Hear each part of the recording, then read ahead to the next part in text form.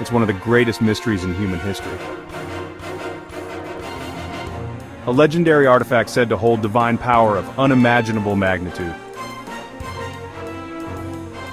A relic so sacred that entire armies fought to possess it, only for it to vanish without a trace. Where is the Ark of the Covenant today? What secrets did it hold? And why do some believe it could still be hidden somewhere waiting to be found? Its mysterious disappearance has puzzled historians and archaeologists for centuries, making it one of the greatest unsolved enigmas in human history. Was it stolen or destroyed? Or could it still be hiding in the shadows, unseen by the world? Join us on an exciting journey as we explore the depths of history's most intriguing mystery and uncover the hidden truths beneath the surface.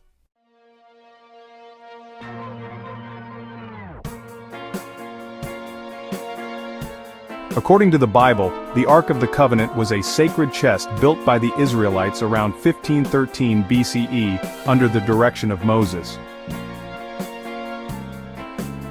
The design was said to come directly from God himself, making it the central and most sacred object of Israel's worship. The Ark, measuring 2.5 cubits long, 1.5 cubits wide and 1.5 cubits high, roughly 44 by 26 by 26 inches, was meticulously crafted by skilled Israelite artisans. It was made of acacia wood, a durable and long-lasting material, and was overlaid with pure gold inside and out. The process of overlaying the Ark with gold was a complex and time-consuming task, symbolizing the utmost reverence and care given to this sacred object.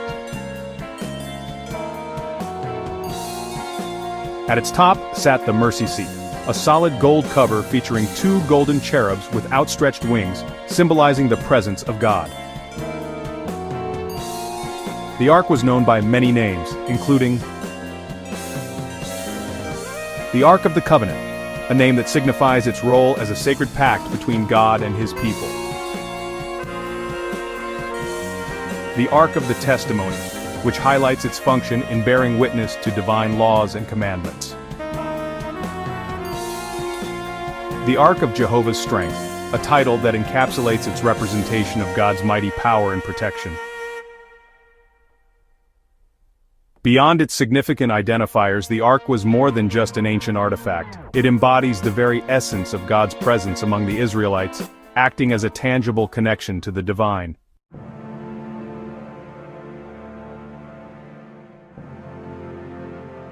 The Ark served as a holy archive that contained the stone tablets of the Ten Commandments, inscribed by God himself,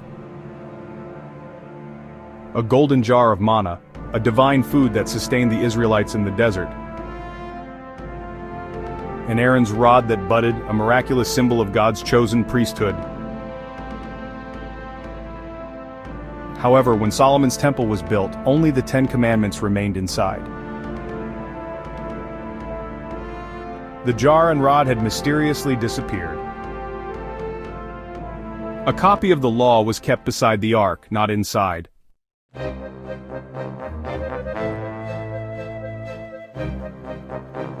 The Ark of the Covenant was not merely a wooden chest, but a powerful and tangible manifestation of God's divine presence among his people. Above the Ark, a radiant cloud would descend and rest in the most holy place, symbolizing God's glory. God was believed to communicate with his people from the space between the intricately crafted cherubs that adorned the Ark's cover, known as the mercy seat. Furthermore, the Ark was often referred to as Jehovah's chariot, emphasizing its significance in the Israelites' divine journey. Access to the most holy place where the Ark was housed was strictly reserved for the high priest. He could only enter this sacred space once a year on the Day of Atonement, a solemn occasion when he offered sacrifices for himself and the people, seeking atonement and reconciliation with God.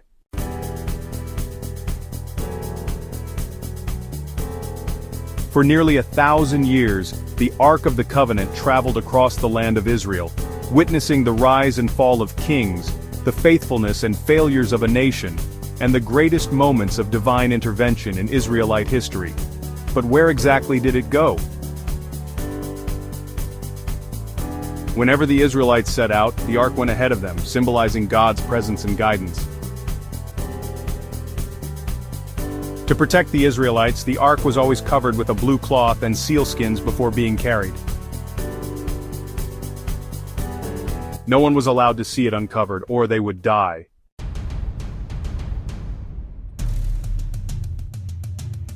After 40 years of wandering, the Israelites stood on the threshold of their new home, Canaan. But one final barrier remained: the Jordan River. As the Israelites prepared to enter the Promised Land, God commanded them to take the Ark to the Jordan River. The moment the priests carrying the Ark stepped into the water, the river stopped flowing, allowing them to cross on dry ground. The Ark stood in the middle of the riverbed as the entire nation passed through. When the last person crossed, the waters rushed back, closing the path behind them.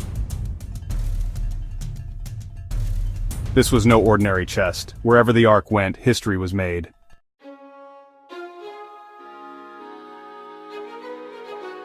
The Ark of the Covenant wasn't just a sacred relic, it was a symbol of divine power.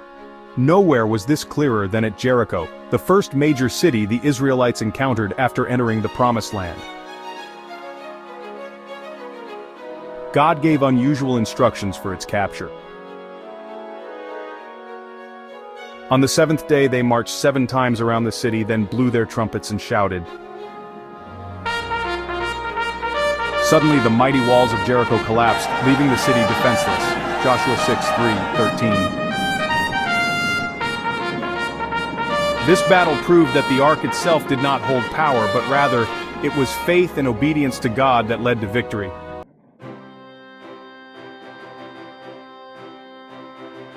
Fresh from victory at Jericho, Israel expected the same at Ai, but Achan's secret disobedience led to disaster.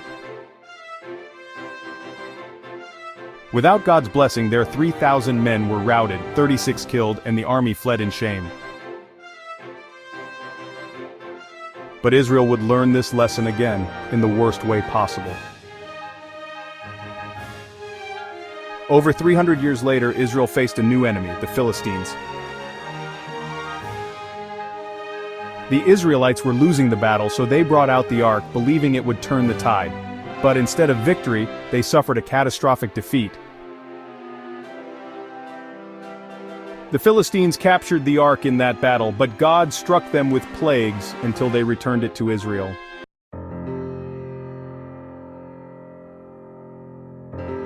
The Ark was eventually placed in Solomon's temple in Jerusalem in the most holy place. It was the only object from the original tabernacle to be placed inside. For centuries it remained there, until it vanished before the destruction of the temple in 607 BCE. But where did it go? Was it hidden, stolen, or destroyed?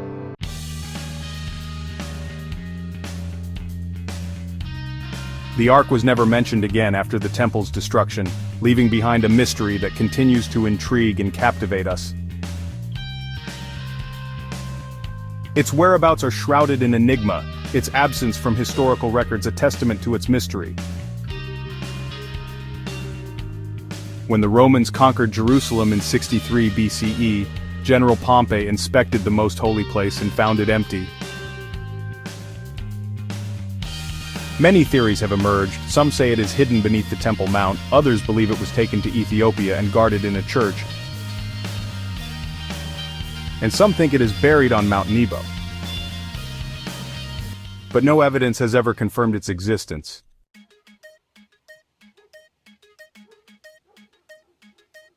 The Bible suggests that the Ark is no longer needed. The prophet Jeremiah foretold that God's people would no longer seek the Ark, as stated in Jeremiah 3:16. The New Testament explains that Jesus' sacrifice replaced the need for the Old Covenant. making the ark symbolic rather than essential.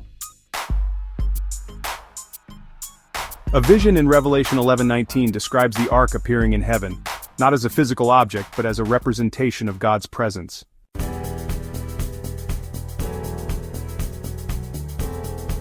For over 2,500 years, the Ark of the Covenant has remained one of history's greatest mysteries. Is it hidden, waiting to be discovered? Or was it destroyed long ago, leaving only legends behind? One thing is sure, the Ark's legacy endures, fascinating historians, archaeologists, and seekers of truth, leaving us all captivated by its enigmatic history. What do you think? Is the Ark still out there, or is it lost forever? Let us know in the comments below, and don't forget to subscribe to ExploreHist for more historical mysteries.